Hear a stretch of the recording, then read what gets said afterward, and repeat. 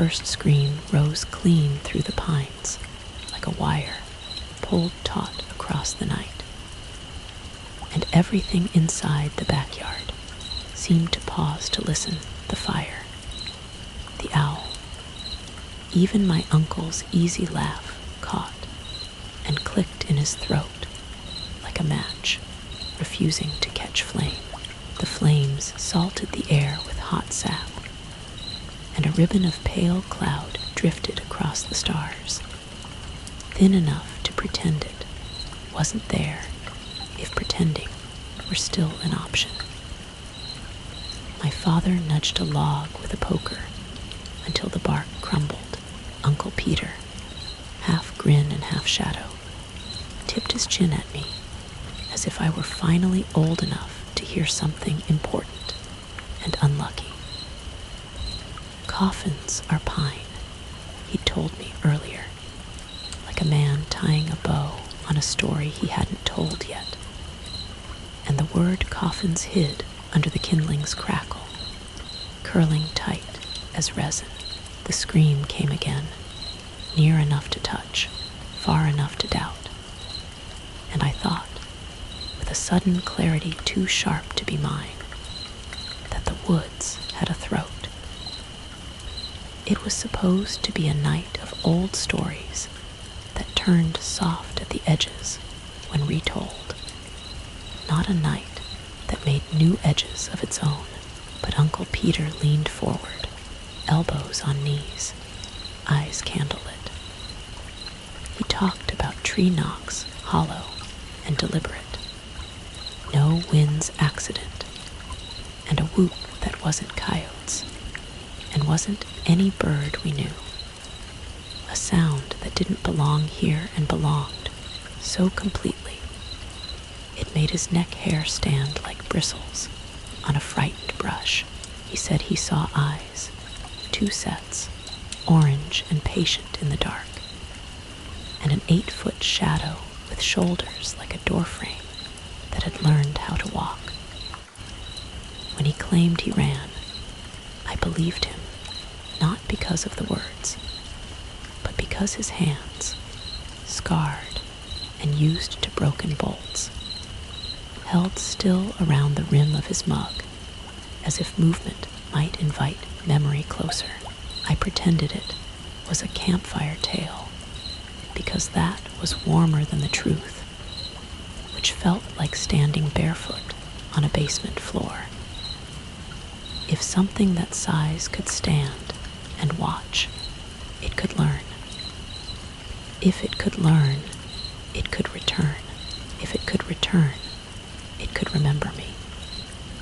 The thing about not believing is that it's a door that swings 2 ways, and the hinge never squeaks. A week later, I took my father's old truck, the one that always smelled faintly of wet leaves and grease, and went into the national forest that holds the horizon like a secret behind my backyard. The camera around my neck was lighter than a lie. The trail wore its autumn like a coat, amber, rust, bruised purple, where the sumac huddled, while the air turned blue with evening, a bruise spreading outward from the missing sun. I traipsed past the creek's seam of silver and the ruins of a cabin that once dreamt of voices, then turned toward the long hill where the trees thicken and conversation thins. And there it was, a knock, not wood thrown by wind, wood struck by will. Another knock, answering itself from deeper in.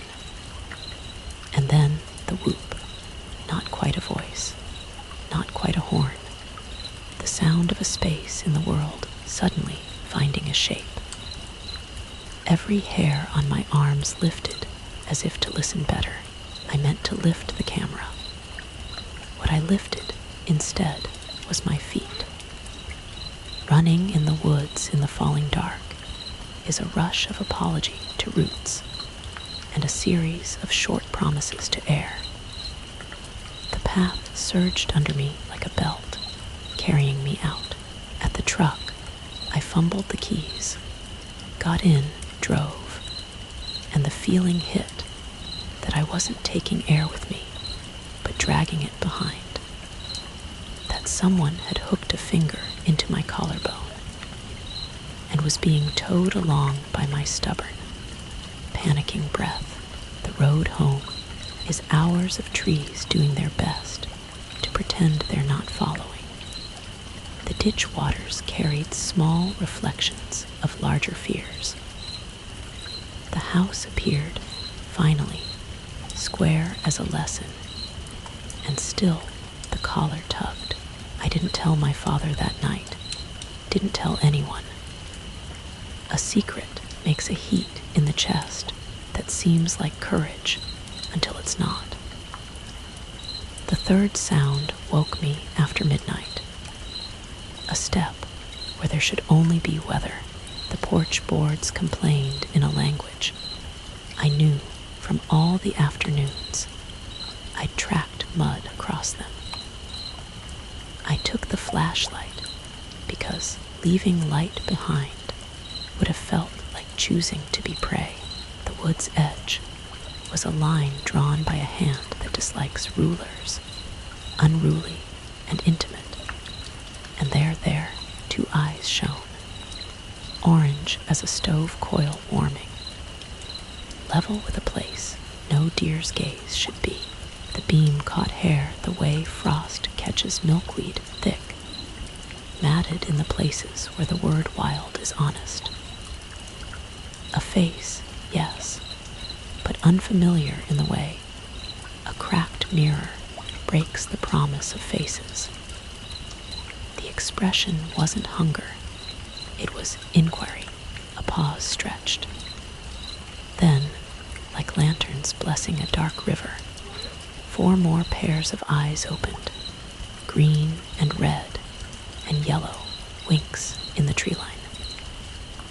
The first figure didn't move. It studied me like I'd stepped into the wrong ending of a story. Then the sound, something older than a scream, something that carried and folded and unfolded in my ribs. The door remembered how to slam. The bolt remembered how to hold. The night remembered how to move on without me. In the morning, the yard held footprints deep enough to be small ponds if it rained. Each toe had a blunt intention, pressed into mud, that usually only remembers dogs and boys. I stood with a tape measure and no idea what I would do with the number. And the number rose anyway, longer than any boot, wider than my father's palm, spread flat and hopeful. The prints crossed the yard and faded into paths between blackberry thickets, as if their author longed to teach me how to follow, but thought better of it. I didn't tell my father. The silence had graduated into a habit, but the house felt different, like a frog throat that had decided to swell and sing. The corners held more corner than before. The window panes had learned how to be eyes. Here is where the story should say that fear drove me away, that locked doors multiplied, that I learned to sleep like a person with a fence in the soul. But the truth is uglier and kinder at once. Knowing something has seen you is not the same as knowing something will hurt you. The fear frayed into curiosity, because curiosity is a fear that learned manners. At dusk, I began leaving apple halves on the fence post. The next morning the cores were gone, taken cleanly, no scatter of seeds. Once I left a mirror cheap, hand-sized, and found it face-down. A smudge of something oily on the glass, like a fingerprint that wasn't a finger. I started to dream with the windows open. The dreams had a taste: damp bark, silt, iron. I woke to the distinct sensation that the woods had leaned in close and said my name without sound. In those first days, an idea like a burr found me and clung.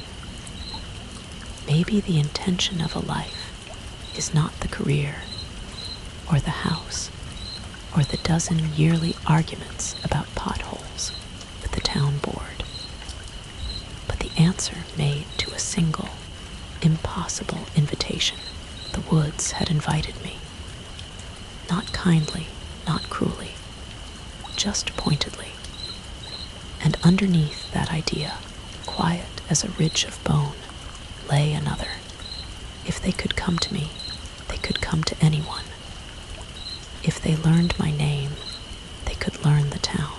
That second idea tugged on the first until both were tangled, and I found myself watching my father's hands wrap fence wire like vines, listening to Uncle Peter's steps on the gravel when he visited, and wondering if the string of my private wonder was tied to a bell in someone else's living room.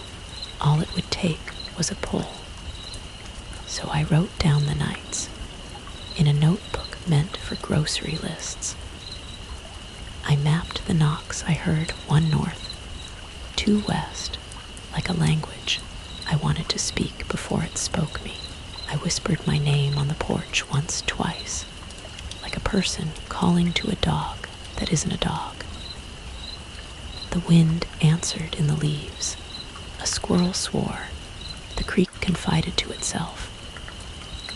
Then, faint and deliberate, a knock. Not where I expected, from behind me, from the side yard, from the place where my mother used to plant tomatoes that always split their skins on the hottest afternoons. I turned. The fence post apple was gone. The notebook trembled in my hand, not because of cold, but because paper loves confession and fears it too.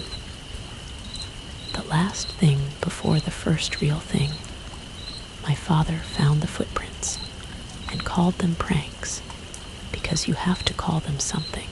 He stood with his coffee at the kitchen window, steam writing temporary cursive against the glass, and said, "Teenagers." Uncle Peter laughed without joy. "Teenagers don't step like that," he said, and hooked his thumbs into his belt in a way that meant he wanted a plan. But knew making one would be like telling a river to be straight. I stood between them, feeling like a door that wasn't quite hung plumb, every swing catching. When night came, it came with quiet intentions. And then the tree knock, and then the whoop, and then, cruder and closer than any sound has a right to be without a mouth at your ear, a breath. My name, not spoken, but delivered. The woods had learned it, which meant the story could no longer be about choosing whether to go in. I was already inside. The dream began with the creek walking uphill, which is how a mind admits it doesn't know what to do with gravity anymore. Leaves drifted underwater like coins, tossed into an unseen well. When I reached to pluck one out, a hand from the surface reached down to meet mine palm to palm through the skin of the world. On waking, the palm print stayed with me for a full minute, impressed on my own skin, fading like fog reluctantly. I sat up into a night that had so few sounds it felt curated, as if the dark had been chosen for me and arranged on shelves. The air brushed my face with outdoor fingers, cool and sweet, and some large attention waited the way a ledger waits, patient, inevitable, ready to balance. The first time I spoke aloud to them, I didn't choose my words so much as trip over them. "I know you're there," I said to the slant of woods, where the yard relinquishes its grip, and the ferns begin. "I don't want trouble." Trouble, it turns out, is a too small word applied to too large things. It skittered off the trees like a bead of water on old bark. From the tree line, a single knock, then, after a pause long enough to make me think I'd imagined it, 2 knocks overlapped, as if 2 answers had tried to arrive at once and embarrassed each other. I tried to stand still and be something slower than fear, my heartbeat obliged by making itself known everywhere at once. By day, I combed the understory with all the dignified caution of a child playing archaeologist in a sandbox. There were signs that were signs. Even a brilliant skeptic would concede them. Twisted saplings braided together and then released. A cedar with a foot of bark peeled in a clean, deliberate sheet. A nest on the ground not of twigs, but of ferns bent carefully into a bowl big enough for a secret. I found hair caught on a barbed wire snag, long and coarse, and the color of November. I placed it against my wrist, and it itched like a question. I told myself I'd take it to a lab, and watched myself not do it. The decision wasn't noble. It was private. Some truths deform under fluorescent lights.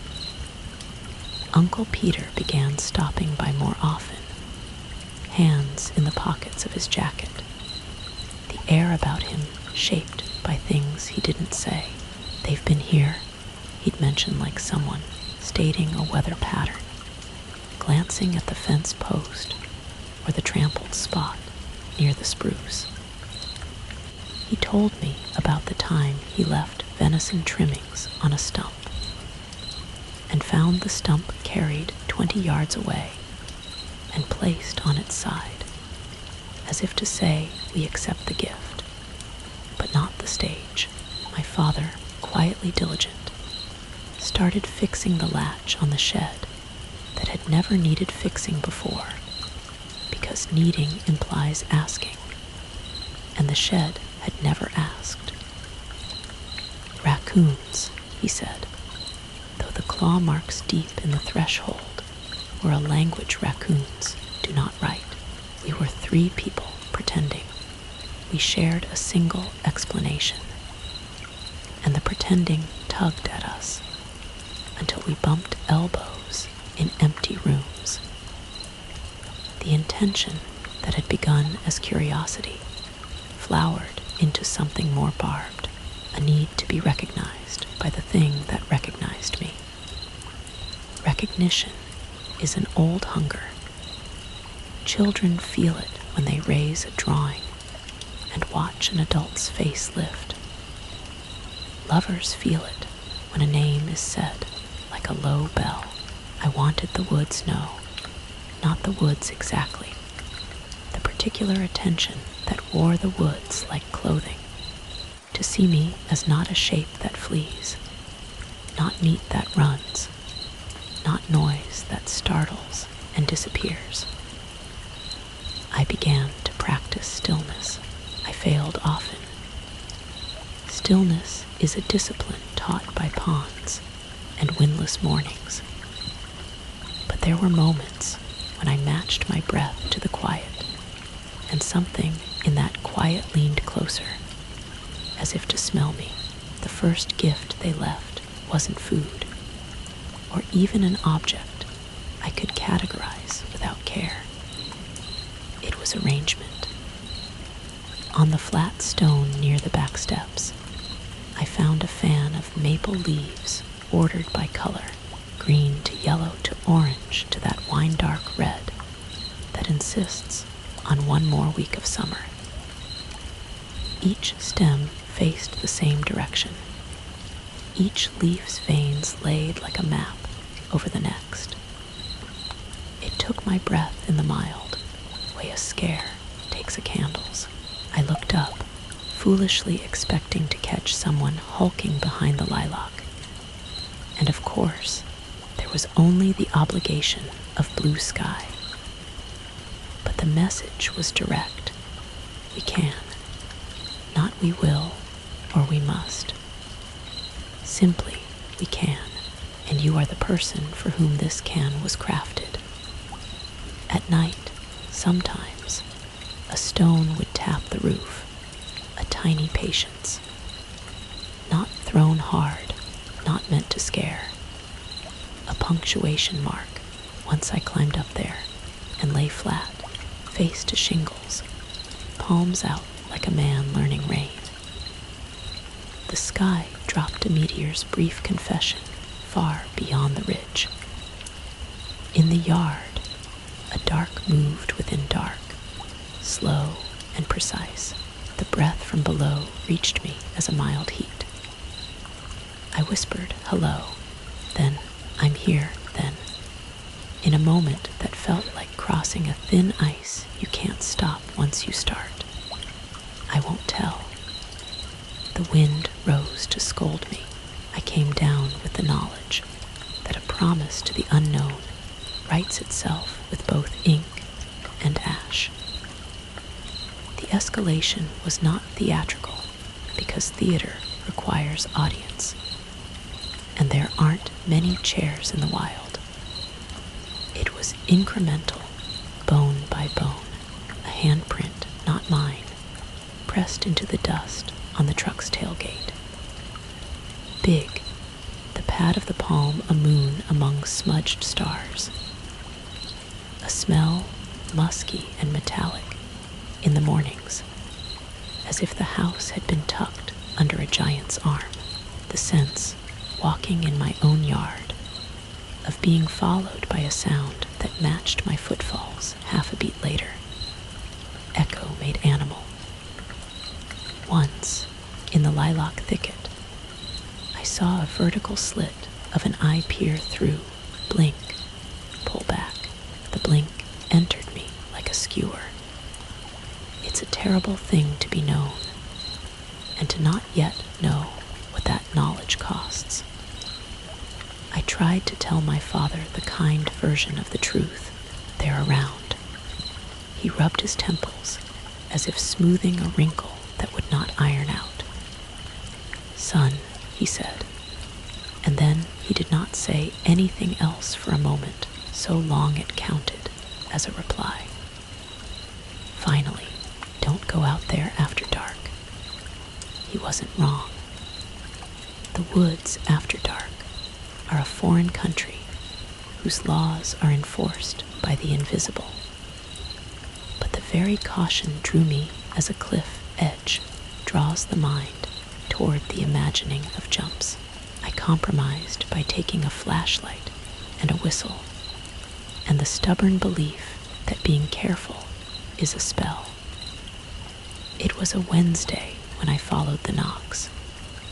2 from the north, 1 from the west, the third from behind and closer. The forest floor had the give of a mattress where someone larger had just risen. The wind carried the smell of wet fur and iron filings. There, between 2 alders, a shape I could not mistake, because the body keeps a ledger of fear across millennia and checks the entries off as they reappear. Height beyond the reach of my own upstretched hands, shoulders that demanded doorways widen, hair black-brown and clotted with burrs, and a face that had too much of us in it to be animal, and too much of not us to be human. The eyes were amber, not orange in that moment, and ringed with a paler circle like a storm's edge. We stood. It shifted its weight. Its torso rose with breath. I swallowed loudly enough to belong to both of us. Then, because it could, because it had learned, its head tilted in an angle I recognized from mirrors when trying to understand the impossible. The gesture made me cry. I didn't mean to. Tears arrived like weather. It made a sound low in its throat, not a whoop, but something like the idea of sympathy in a language that is mostly gesture and arrangement. My knees did not fail. My belief did. Belief is a cup. Mine cracked and overflowed. I ran. It did not follow. The mercy of being permitted to flee is a grief of its own, because it means you were never prey. You were a detail, a curiosity, a leaf arranged by color. Back at the house, I slammed another door not built for this job. That night, the handprint on the tailgate got washed away by a soft rain that looked like innocence. Uncle Peter came by with pie. He didn't intend us to eat. They're testing, he said, fork unused. What do they want? I asked, though the question betrayed a human habit of making motives out of mysteries. He shook his head. To live where they live, to keep what they keep. He paused to see if we'll make that possible. Between us, the pie smelled like a promise I hadn't made and couldn't keep. The cliff that shoulders the back of the forest is a wall that remembers the ocean it used to be. There are caves low down, mouths in need of teeth. I'd never gone near them after dark, because night and hollow stone are a pairing that asks too much of the mind. But the knocks began to point me that way, and once a cairn appeared at the path's edge, 3 stones balanced with the intelligence of necessity. I knew then the invitation had become instruction. My intention had matured from curiosity to something harder-edged, to see the place where their lives were centered, to understand, even if understanding meant losing the illusion of control. The obstacle was as tall as the cliff and twice as old, fear, and another obstacle risen quietly beside it, wearing my father's face, what bringing knowledge home would do to the home. I told no one which evening I chose. I put the flashlight in my pocket like a prayer I suspected might be heard, but not granted. There's a particular quiet that belongs only to the mouth of a cave at dusk. The air there smells of flat stone and old water, and something like swallowed lightning, and even the birds lower their voices as if asked. I stood with my palm on the rhyolite lip like a boy, about to apologize to a river for stepping in. The knocks had led me in a patient geometry along the slope 1, where the trail turned, 2, where the alder roots gripped, a resonant drumbeat near a boulder worn slick by rain, and here was the endpoint, darkness that had a temperature, darkness that breathed. The flashlight sat cold in my pocket. I did not raise it yet. When a ceremony invites light, light is allowed. But when light invites itself, everything shivers inside the first mouth. The floor dropped enough to to make my ankle bones speak. A trickle of water kept time along the left wall. The smell, fur, earth, iron thickened until breathing felt like borrowing. And then, to my right, a shape separated itself from the rest of the dark, with all the deliberation of a continent lifting writhe by writhe from a super ocean. It stood, the top of its head brushed a seam of mineral that left a chalky print in hair. My hand began to reach for the light by itself, and the shape lifted a palm stop, and I froze, then lowered the hand. And in that lowering, something opened between us that light might have closed. There are moments when being seen is the same as being spared. More shapes joined, the way deer join a leaf-quiet arrival, a relettering of shadow. The air changed temperature as bodies rearranged it. I could not count. Counting would have been a theft of attention, paid in numbers, when the invoice required something else. The one nearest me breathed with a sound like wind in a barrel. It moved with a slowness that wasn't hesitation. This was the pacing of a life that has never needed to prove haste. Its hands were the crux of the argument against animal. Thumbs thick and opposed, fingers scarred, nails blunt and broken like old tools. A bead of water hung from a knuckle hair and caught what little outside light strayed in. For an instant, it was a star on a living map. I whispered, "What do I do?" Meaning, how do I honor this without inventing it, without ruining it, without making it into something small enough to carry where it can be bought and sold? The answer arrived not as sound, but as arrangement again. One of them stepped aside and revealed, as if drawing back a curtain, a wall of stone scored by lines, not scratches, not random. The lines rose and fell, nested and mirrored. I recognized the cadence before the image. Tree knocks written in rock. The sequence from my yard, the two north, the one west, the three behind, carved in a script that traveled from their hands to mine. Without passing through alphabets, my throat closed. They had been keeping a ledger too, not of me exactly, of presence, of contact, of the way a boundary learns to be a seam. I took the flashlight out then and turned it on low, and the cave walls blinked awake with other records, smears of ochre and charcoal, stylized fern fronds, the long oval of a footprint pressed into clay and allowed to become a fossil while no one watched.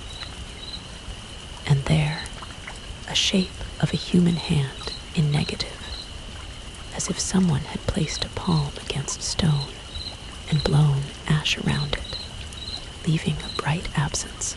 My own hand rose to match it before I thought to stop it. The fit was wrong, of course. Mine smaller, mine stranger here. But the sensation was exact. Communion without possession. The nearest figure shifted again and uttered a sound that felt more like a candle guttering than an animal's call. Not grief, not joy. Recognition. The old hunger answered. The urge to document rose like a bubble. Camera, evidence, proof. I took a breath that tasted like old thunder. I did not raise the lens. The camera is a plate that remembers meals. This moment was still food being offered. Some things must be swallowed, not stored. I turned off the light. The dark returned with relief, as if a guest had stopped being polite and left. A hand, large and warm enough to be its own kind of weather, touched my shoulder briefly, 3 fingers. A weight, a lift, then a knock from deeper inside the cave, answered by another near the entrance. A pattern. The one near me tilted its head again, not the angle of curiosity now, but the angle of instruction. Go, and learn how to stay. The walk back down the slope lasted an entire small life. Every step rearranged what I thought the world was made of. At the yard's edge, I paused and listened to the house exhale its electricity, the way old houses do at night, when no one gives them credit for their living. My father's lamp still burned in the den. Uncle Peter's truck was not in the drive. The fence post stood with its apple unoffered. I wanted to tell, to empty the cup before it cracked again, to pour into my father's hands a story he had spent his whole working life building fences against, the obstacle step out of the woods with me, the cost of sharing. I went inside and drank water so cold it made my gums ache, and stood in the kitchen wrapped in the knowledge that silence can be devotion when speech would be extraction, but the world refuses to honor private treaties for long. The next morning, there were tire tracks raked into the ditch near the trailhead, broad, aggressive, recent. A cooler lid lay open on its hinge, like a mouth, surprised mid-reply. Cigarette butts made a little constellation in the gravel. Hunters, probably. Or men who liked the idea of being a hunter better than the practice of it. I felt something rise in me that wasn't fear and wasn't anger exactly, but was made of both, a territoriality that surprised me with its heat. Protectiveness is the bleached skeleton of love. It is also its beating heart. I walked back to the house with the impulse to knock on every door in town and ask folks to sit with me on the back steps, listening to the knocks, learning. I also knew that the first person I invited might be the person who sold the invitation to someone with a drone and a podcast. Uncle Peter came by with his jacket zipped high against a wind that made the day sound like a prolonged exhale. There near the cliffs, I said before the coffee had even had time to cool. He looked at me in a way that made me feel 8 years old and also older than him. You went, he said, not a question. What did you bring them? Nothing, I admitted, because nothing was not nothing. Nothing was the restraint I'd offered. He nodded, that slow way men do when they are matching a story against one they carry. It gets harder now, he said. Folks have been seeing tracks down by the county road. Some boys tossed beer bottles in the ravine. Noise travels. He rubbed at his jaw. Noise always travels. That night, the knocks were frantic for the first time. Not frantic like fear, but like urgency. Like a message trying to be delivered faster than wood can speak.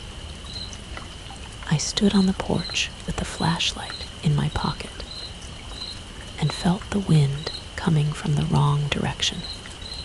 The cliffs were breathing outward, The smell was wrong too. Smoke. I ran before deciding to run, and the path ran with me, roots catching and releasing, ferns slapping my shins like gentle reprimands. At the far switchback, I saw it, a glow where no glow should be, thin at first, then thickening the way honey does under heat. Fire. Not wild yet, not a crown fire, but crawling along the deadfall in that deliberate way. Fires crawl when someone taught them how to start. I heard laughter downslope, human and reckless, and the pop of a bottle tossed too near a heat it didn't respect. The choice presented itself slick and simple: to go down toward the laughter and try to shame the fire out, or to go up toward the cave where the breathing lived, to warn, to gesture, to do what language could not do fast enough. I went up. The knocks were a metronome, my heart played to them. At the cave mouth, the air licked in, hot and impatient. They were already there, shapes at the lip, alert. I spread my arms without knowing why, a human semaphore. Fire, I said uselessly, and mimed flames crawling. One of them leaned out into the evening and bellowed a sound so low it felt like the ground turned to drumhead. And from the trees to the east came an answering call, and then another, a communication network lit that had nothing to do with wires. They were not surprised by fire. They were arranging around it with an efficiency that made me ashamed of my flustered breath. Water sloshed somewhere, cached in rock hollows I hadn't known existed.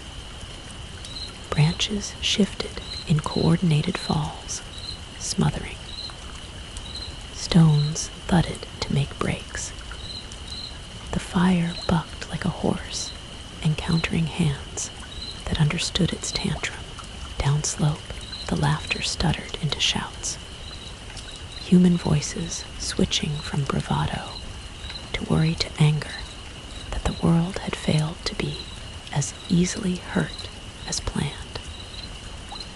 I wanted to do both things at once: stay with the cliff breathers and go down to pull boys by their collars into remorse. I looked at the one who had touched my shoulder in the cave. Its gaze held mine with the firmness of a hand on a railing in a storm. Go, the angle said again. This time the instruction contained a debt. I went down. The boys were two men and a teenager with a hoodie too thin for the life he was about to live. Their eyes found me, and not the smoke. You got no jurisdiction up here, one said. A phrase he'd bought at a store, where men purchase words to hang on themselves to keep from shivering. You lit a fire, I said, and heard the lack in my voice. No badge, no siren. It's not yours, he shrugged.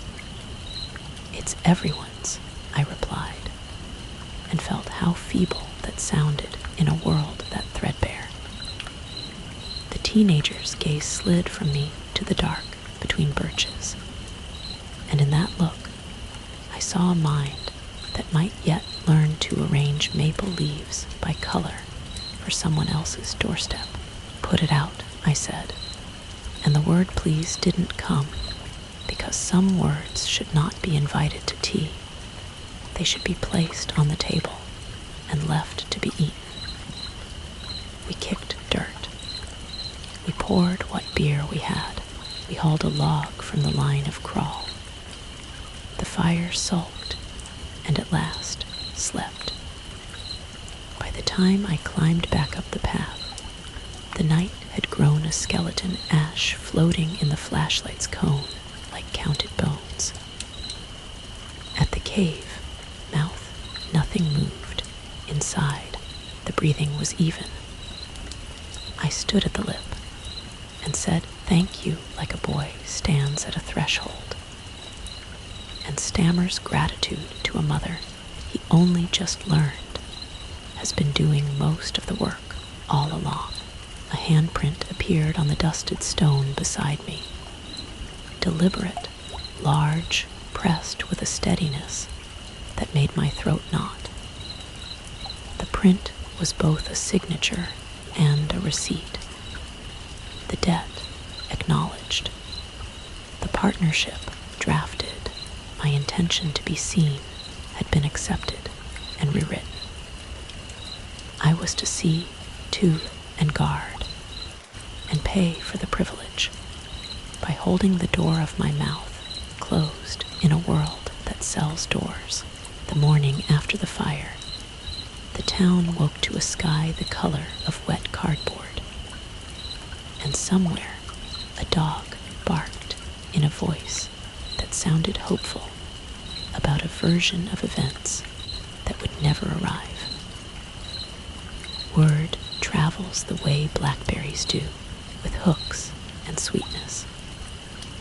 By noon, a man at the feed store said someone had heard a commotion near the cliffs.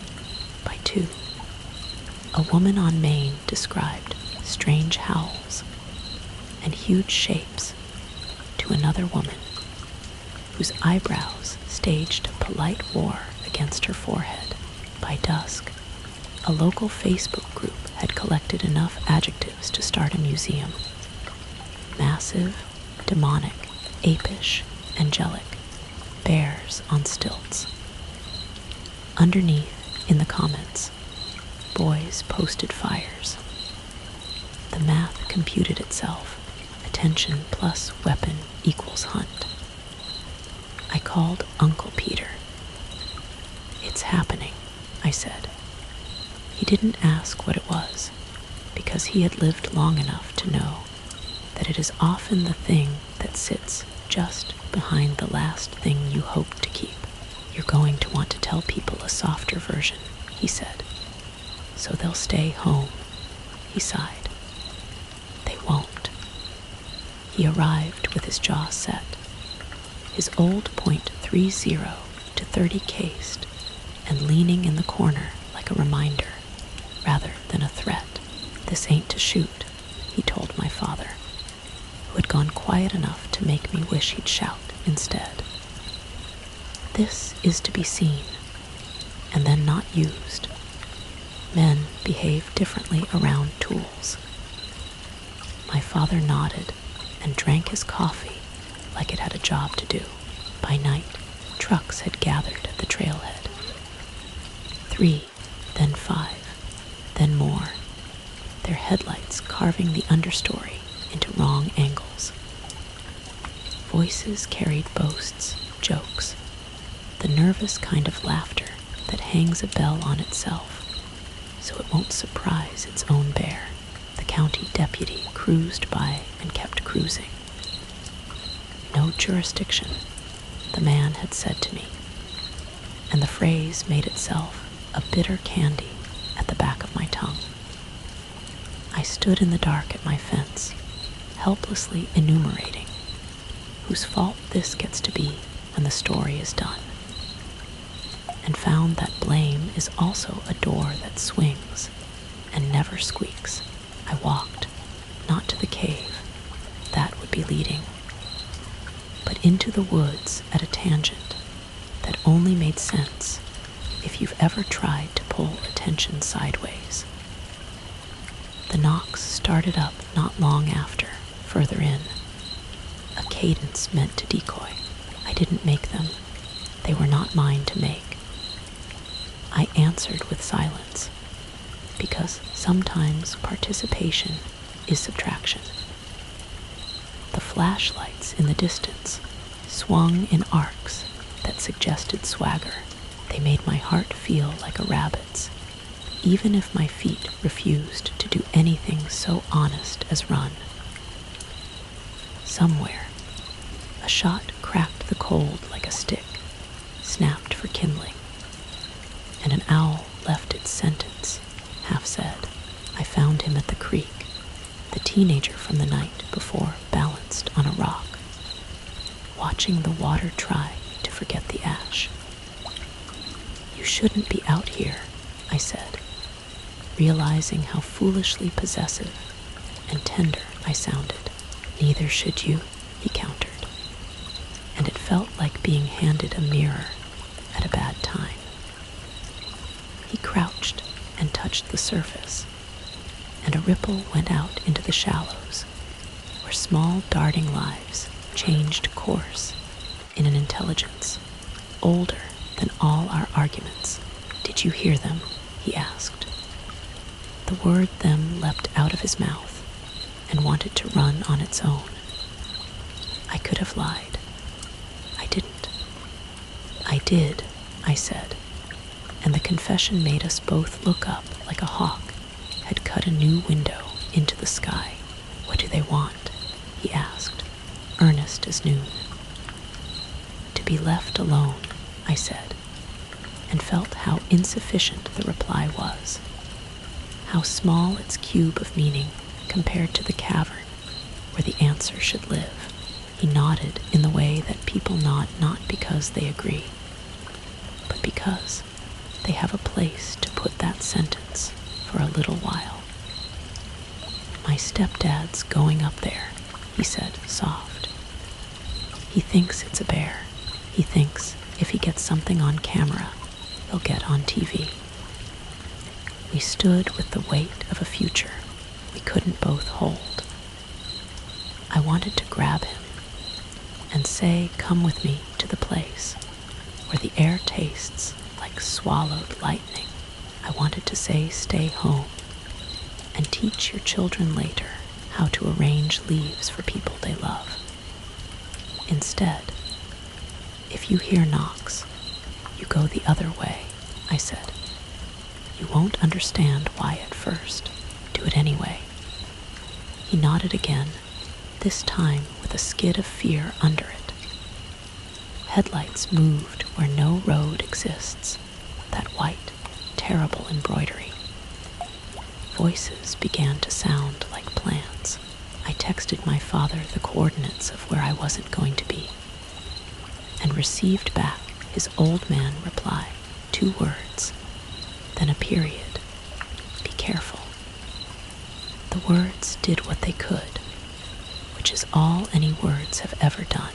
Upslope, a branch cracked with intention.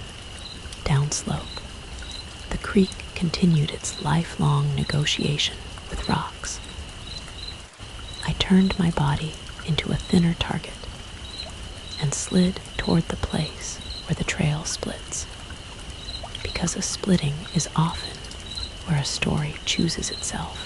At the split, 2 men appeared, the older one with a face like bark, the younger with a grin made of borrowed jokes.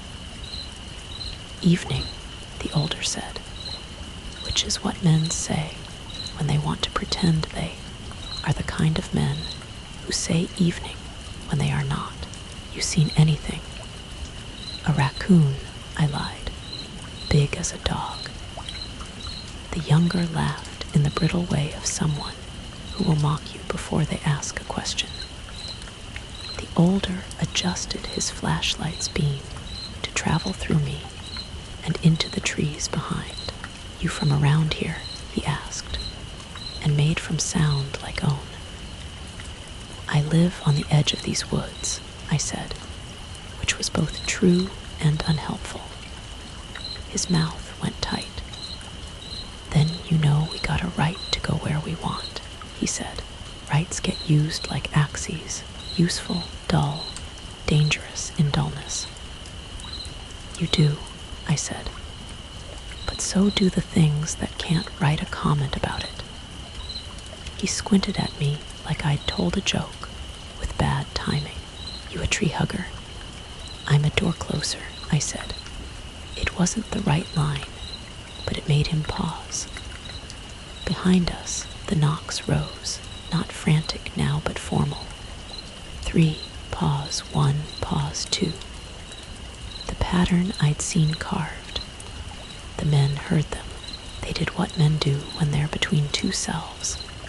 They pretended not to. Wind, the younger said to the older, as if wind had picked up a stick and learned rhythm. We're going up, the older declared, and shouldered past me in a way that declared other things too, that this was his night to drag a story home, that other people's boundaries are suggestions made by smaller men. I stepped aside without stepping aside. I felt my arm brush his jacket. The contact left static between us that climbed my skin like bees. When they were 10 yards up, the knock pattern changed. It shifted into a syncopation that my body recognized, because it had once been the tempo of my panicked run. I realized then what had happened. They had learned me. They were speaking me. The ridiculousness of the phrase didn't dent its power. They were telling other bodies in other trees where a body like mine was, how to steer around it, how not to crush it in the enthusiasm of moving lives. My embarrassment at being that important and that unimportant at once arrived hot, then cooled into something like purpose. If they were speaking me, I could speak them. I picked up a stick and knocked gently one, pause, one, pause, one. The greeting I'd never been certain of. The answer came light near my left shoulder tap. An echo, an acknowledgement. A chorus started further off, a constellation that no star chart will bother with, making a map for the night only. I walked with the knocks, not toward the cave, but along a line that braided around the paths men take when their flashlights are new. The woods became a net. I was a bead slipping along its fibers, staying visible to the only eyes that mattered here, and invisible to all the ones that would matter tomorrow morning. On the internet, the men's voices got smaller, like someone was slowly stapling their sentences to the ground. Then came the shout that isn't pain, but the realization that pain exists. A man tripped over a root, fell into his own certainty, and rose with bark scraped into his palms. His friend laughed. The sound chased the animals back into their names. By the time the trucks idled again, and the night began to turn its face toward morning, nothing had happened in the way men mean when they say nothing happened. No one got a clear photo. No one loaded anything into a bed that wasn't already their own. They left angry in the way people do when the world refuses to participate in their ambition. I went home walking the long way, through the low stand of birch that shakes even in breathless air, the leaves clapping for a performance neither of us could take credit for. On my porch, the flat stone held a new arrangement. 3 river pebbles, wet and dark, aligned with a precision that made me blush. Underneath them, pressed into a smear of morning dew, a print smaller than the others I'd seen, a juvenile's. The mouth of my life opened to say something. What came out was only an exhale. The obstacle had grown a second head. Not hunters, not rumor, but time. This couldn't be a season. This was going to be an era. And eras ask for architecture. My father came to stand beside me looking at the pebbles, his mug steaming its daily ghost. "I know," he said, which is the most generous sentence anyone has ever given another person. He didn't ask for proof. He didn't demand to be taken to a cave. He laid his hand on the door jamb like a man greeting a friend on a threshold. "We're going to need to make some rules," he said. The relief that hit me felt like the first chair after a long-standing wake. The first rule was easy. No food on the fence post. The second was harder. No stories told to people who think stories are currency. The third, no following, when knocks lead into the kind of dark that makes the air taste like stone, was the hardest. It asked for a trust I hadn't fully earned from myself. We posted a no trespassing sign at the edge of the yard, not because it would stop anyone, but because it gave a certain kind of man something to rebel against that wasn't alive. Uncle Peter watched us hammer it in and nodded with his mouth. "They'll test your fences," he said. "That's their right." He leaned back and looked at the line of trees like a man waiting for the ocean to say whether it's in a good mood. "And we'll test ours that night with the rules freshly built and wobbling like a newborn foal." I sat on the steps and listened. The knocks came, spaced like breath. The whoop that had once sent me sprinting now arrived as a letter in an alphabet I could almost read. The woods had learned my name, yes, but I had learned a syllable of theirs, and that syllable had started to mean something I could live with here. Not my here, not their here, our here. And just as that thought made its nest in the hollow behind my sternum, a sound came that was not a knock, not a whoop, not an owl. It was a voice, human, a woman's, calling a name not mine. Far off, from the direction of the old cabins, a single syllable, drawn out, unafraid. The night held its breath again, and in that held breath, I felt the open loop I'd been living inside widen. The invitation wasn't singular. The ledger was longer than my yard. The next part would ask more than rules. It would ask for choosing, more than rules. It would ask for choosing